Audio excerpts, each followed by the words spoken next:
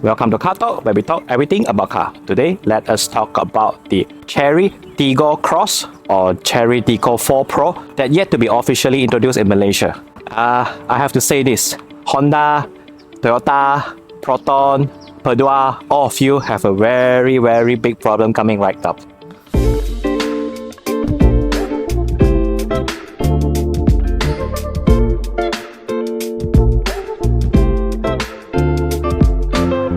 Why I say Proton, Perdua, Honda, Toyota, all of you have a big problem coming right up, because this car, despite all this humble outlook, is actually one of the best, if not the best CHERY that I personally have driven before. Context, this is actually a CHERY Tiggo 4 Pro or CHERY Tiggo Cross Hybrid, which uses a CHERY Super Hybrid CSH. So what does that mean?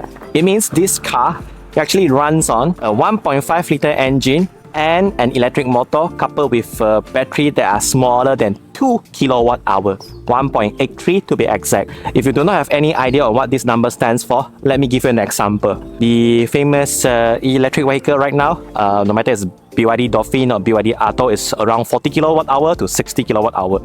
So this is only 1.83 kilowatt hour. But combine all these three together, an engine, an electric motor and a small battery, it's able to achieve 1000 kilometers with one fuel tank, about 50 liter of fuel tank, or in other words 5 liter per 100 km, which is super impressive. So we will talk about the powertrain and the mechanical and engineering aspects of this vehicle later, but there's one key point to be taken note. This car, according to CHERY, it will be selling under 100,000. For under 100,000, you will get the CHERY Super Hybrid B+ segment compact SUV. How does that sound?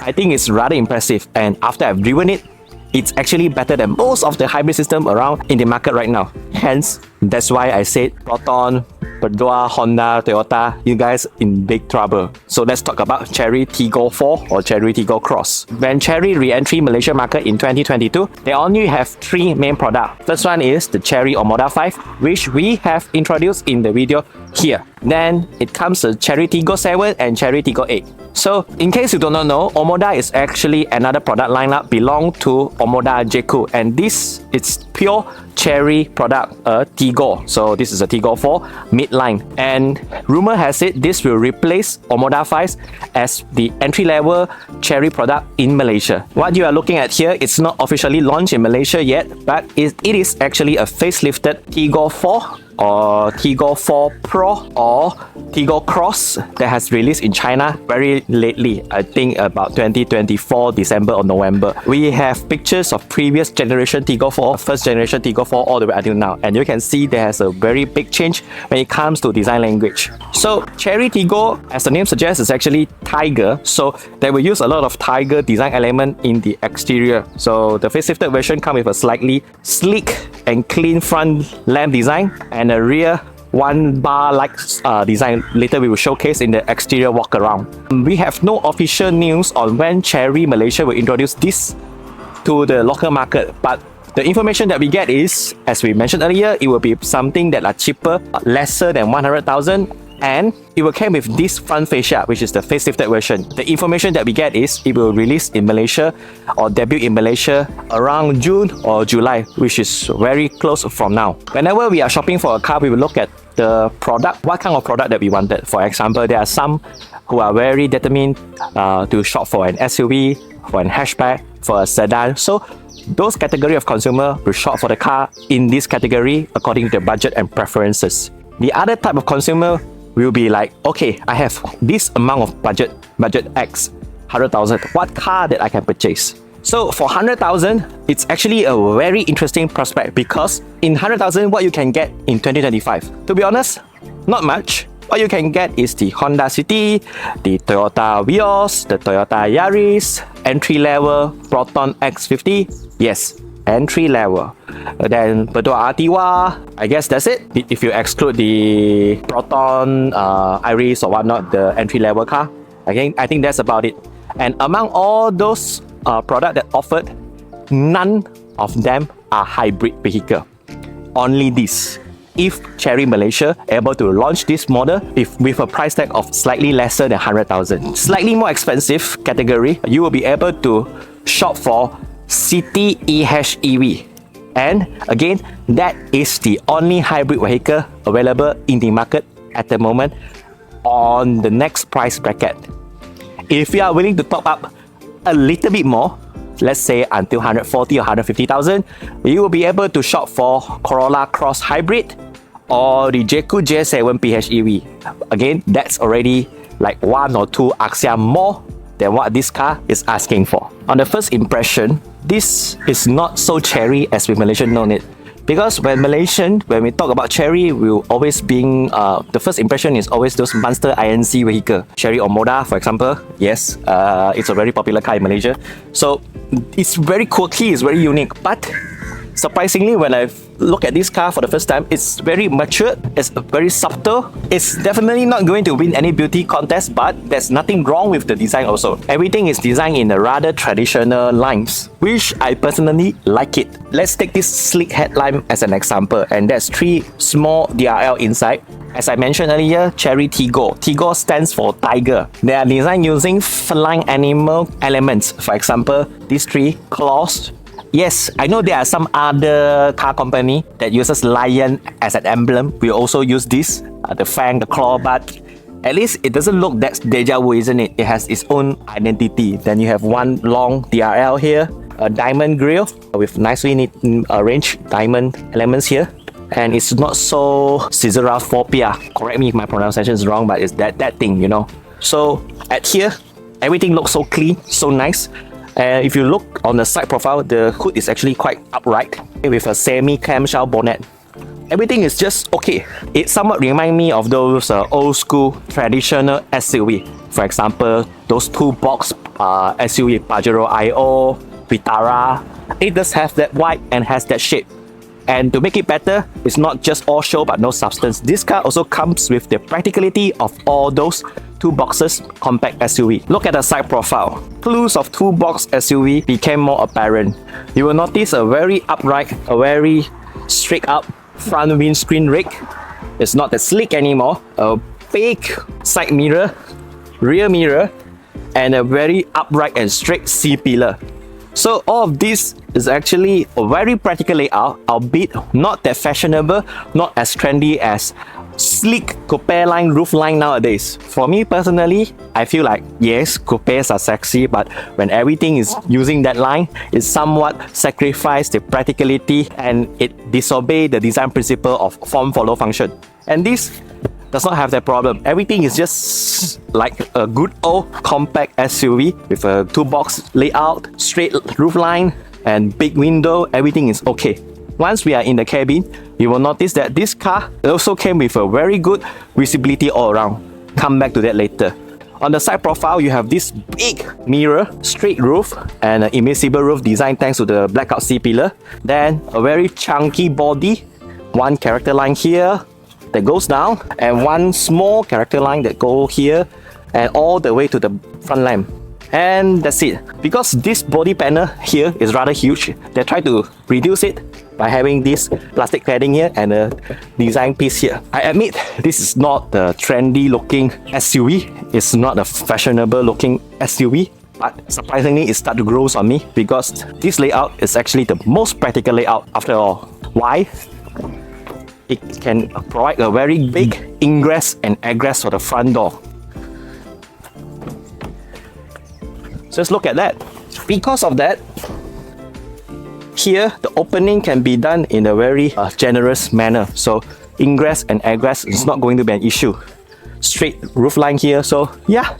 So let's talk about the design of the rear part of this vehicle. As you can see, and I have been mentioned multiple times, this car does not use the coupe silhouette. So you can see a rather straight upright rake of the tailgate, which is a good thing. Then the design of the tail lamp, as opposed to the pre-facelift version, this actually does look more matured. A very big CHERY font here, and inside there's some design elements that mimics the stripes of a tiger. Reflector lamps here, no surprise there. It's a very typical John Doe kind of rear design, which is not a bad thing actually, because this is a daily car. So sometimes it's better to be as subtle, as simple as possible. As long as it's not too ugly, it's alright, I guess. With this design of the tailgate, it comes with an added value when it comes to the practicality. So, sorry, no electronic tailgate. I'm not sure if they officially debut, they will make changes on this or not. But just look at it. A massive opening for ingress and egress. A flat floor pan here, which can double as a bench easily. And underneath, again, this is a prototype vehicle, so we do not know if it comes with the same specification or not, but just for a reference, there's also spare tires inside. So you must be wondering, where does they store the battery? Actually stored under the rear seat. So you will see something here, which is the auxiliary battery. There's one being stored here, and that's about that. All in all, you can see from my facial expression, I am genuinely impressed by this car. I like it when they are not trying to be over fancy, put their feet on the ground, be practical, be sensible. And yeah, they managed to build something like this. And even though you see this, yeah, I'm 1.8 meter and it's alright. So yes, let's talk about the suspension and the tire of this vehicle. So as the information that we get from CHERY Malaysia, there will be two variants of, or should I say two powertrain of CHERY Tiggo Cross in Malaysia. One will be 1.5 litre turbo with dual clutch transmission, and this the hybrid variant.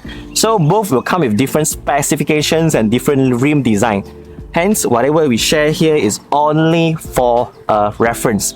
We are not able to confirm if they officially released in Malaysia, they will use this combo. So again, just for your reference. For the hybrid variant that we get here, it comes with a 215/60 R17 tires, Saloon. Granted, this is a engineering prototype vehicle from CHERY Malaysia, so yes, understandable. With this diamond cut flat rim. Suspension wise, front McPherson strut, rear torsion beam. No surprise there. So under this engine hood is this 1.5 litre naturally aspirated engine, and something that CHERY call a DHT, a direct hybrid transmission. And also you can see a lot of wirings, orange color power module, blah blah blah here. So it's clearly indicate that this is actually a hybrid vehicle. I will briefly introduce what is a CHERY Super Hybrid system about, and if you guys are interested, feel free to comment in the comment section below or give us a thumbs up. So we know that you want to know more, then we will try to create another video dedicated to explain different types of hybrid. For now, bear with me. Let's talk about this engine first. This engine, question number one, does it power the front wheel? Yes. Question number two, how much power does the engine generate? The engine generates 72 kilowatt or 118 Newton meter of torque. Question number three, does it have an electric motor? Yes.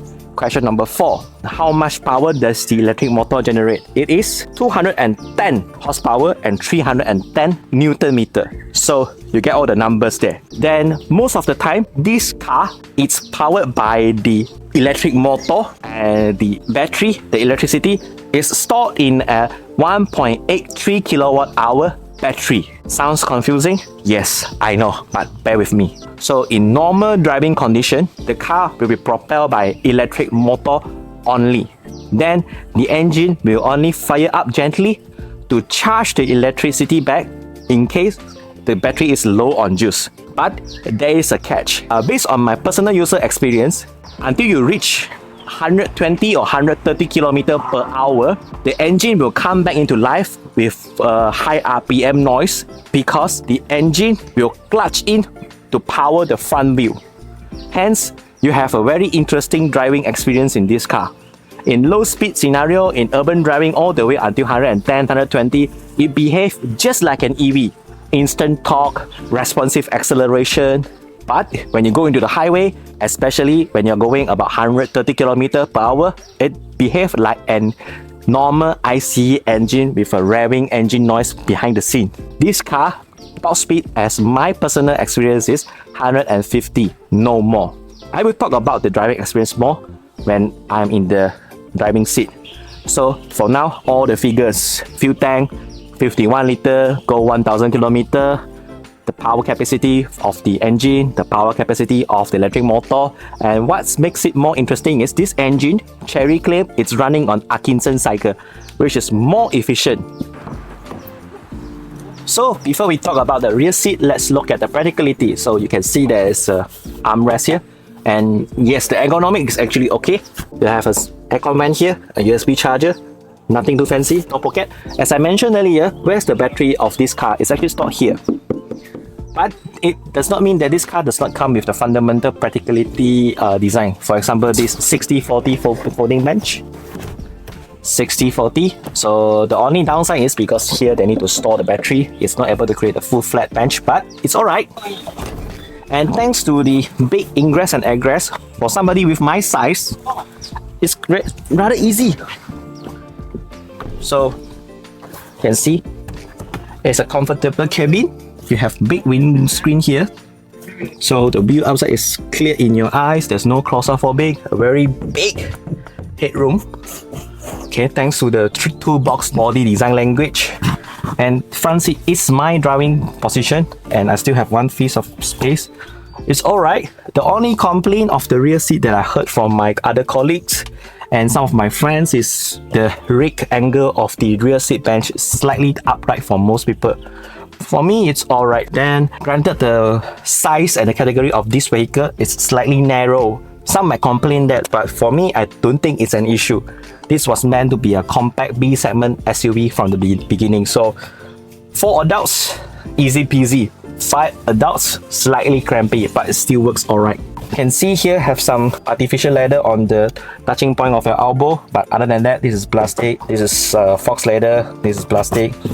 Yeah, everything is not too shabby. If you remember the price point, there's all of this is actually forgivable. Again, this car has not been officially launched in Malaysia yet, so we do not know if CHERY Malaysia will introduce this vehicle with what sort of accessories. For example, we do not know if they will retrofit or add in the rear power boot as an option to be offered in Malaysia. And also, something interesting is this door opening alert. So especially useful for those with kids or with reckless passenger, where they tend to open the door immediately once you park at the roadside. It does come with a sensor warning here, so when you open the door, some car behind coming right up, it will beep and make some warning, so it reminds you that, hey guys, don't open your door, something like that. But again, I cannot guarantee if this feature available in Malaysian market Tiggo 4 or Tiggo Cross or not. Again, thanks to the practical two-box design layout, you can see the rig angle here is actually quite upright. So the ingress and egress, it's effortless. Okay, and sitting in the cabin, at first glance, it's still quite CHERY, but on the other hand, it's not so Omoda or not so deja vu. It does not shout identity of other brand badly. Somewhat it has its own language. When you sit in the cabin, first thing you will notice is this a flat roof line, window line here that goes all the way to the windscreen. So it actually managed to create a rather good all-round visibility.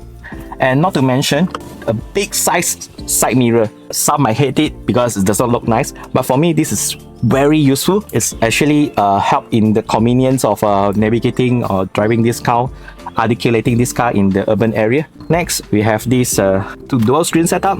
Nothing fancy here, and the UI design is exactly the same as CHERY or Moda, so no surprise there. Then you have this one-piece center console at the drive-by-wire gear knob. This is surprisingly easy to use. You just need to step on the brake, pull for drive, push for R. That's it, easy. When you stop, just push P. The most convenient drive-to-wire knob I have used among all the cars that I have reviewed. The steering from Omoda, no surprise there. The buttons, the knobs, I will be lying if I tell you they feel good. They do not. But again, this is a budget vehicle. The aircon control for the left zone is here and right zone is here. And this is something that I see first time. It's actually quite nice, a nice touch. You have the quick access to the menu there. A mode button to change the driving mode of the car. There's only 2 modes, Sport and Eco. Then you have this to trigger the 360 camera, emergency hazard lights, volume control button, on off. Yes, a very simple car this. It also came with wireless Android Auto, wireless Android CarPlay, wireless charging pad down here, power socket here, soft release glove box. As with all the CHERY vehicle, there's nothing here. And you have a very big door pocket to store your belongings, one center armrest, and one socket here. I believe it's for you to slot in your phone or any other stuff. See? Yeah, the cabin is surprisingly okay, no matter in what standard. So I do my belly button check. This steering is only slightly offset to the left. It's not too bad when you come to the left-hand drive, right-hand drive conversion. Then you have this elbow that touching to the soft padded armrest here and here. It's even height, and you can see this. It's easy in a way that everything is easily reachable apart from this. So you can see when you're driving, when you have to change gear, go back here, come back here, adjust your aircon. Everything is very initiative. Then you look at the cabin here, it's very low rake, all the way you can see from there. Then the Twitter here, everything is okay. You can't complain much. Okay, of course, if you are very particular when it comes to the material of the vehicle, the cabin. For example, you look at this and say, hey, this leather is not nice. It feels, there's no other better word, cheap. Ew, this plastic. Ew, this is PVC. Again, you need to ask what kind of price you're paying for a vehicle. This is a budget vehicle. And for me, I think it's alright. And yeah, this might cause some future problem like scratches here and there, but fingerprint collector. But to be honest, this is an easy fix. Just wrap something on it and done deal. Let's go for a drive, shall we?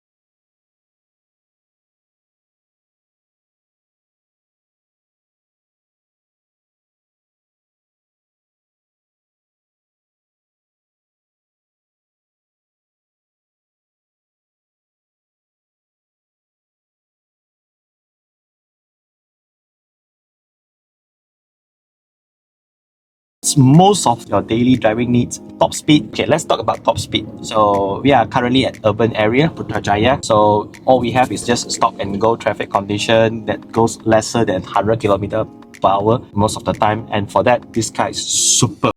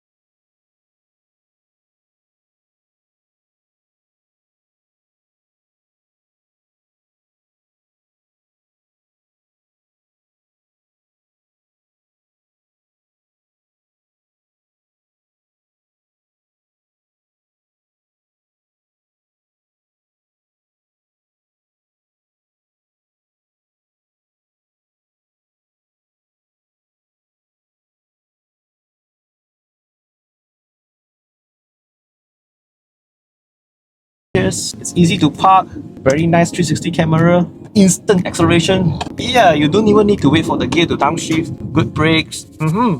Let's go to highway. So we are now at the Putrajaya highway and currently it's at 105 km per hour. So you can, what you can hear is the tire noise, engine noise, not much engine noise. But what happens when you are in the hurry and you don't really worry about your license? You are feeling a little bit adventurous. So here we go.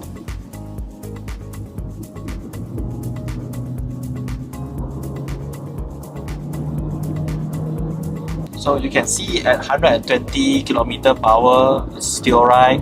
And now you can hear the engine start kicking in.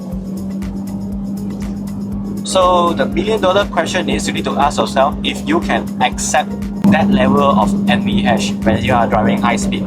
And it seems like what you do to the throttle does not really directly related to the engine noise. The engine is actually depends on if the electricity is enough and if the gear ratio is able to match the engine RPM in high speed. This car top speed is only 155. Is it enough? For me, if I'm in need of a daily vehicle, I think that's more than enough. Guys, let's not forget that we are now with plenty of AWAS, AI and force speed camera now. Most of the time you can only drive between 110 to 130. Now it's 107 and let's go slightly faster at 120. Still alright, and more than that.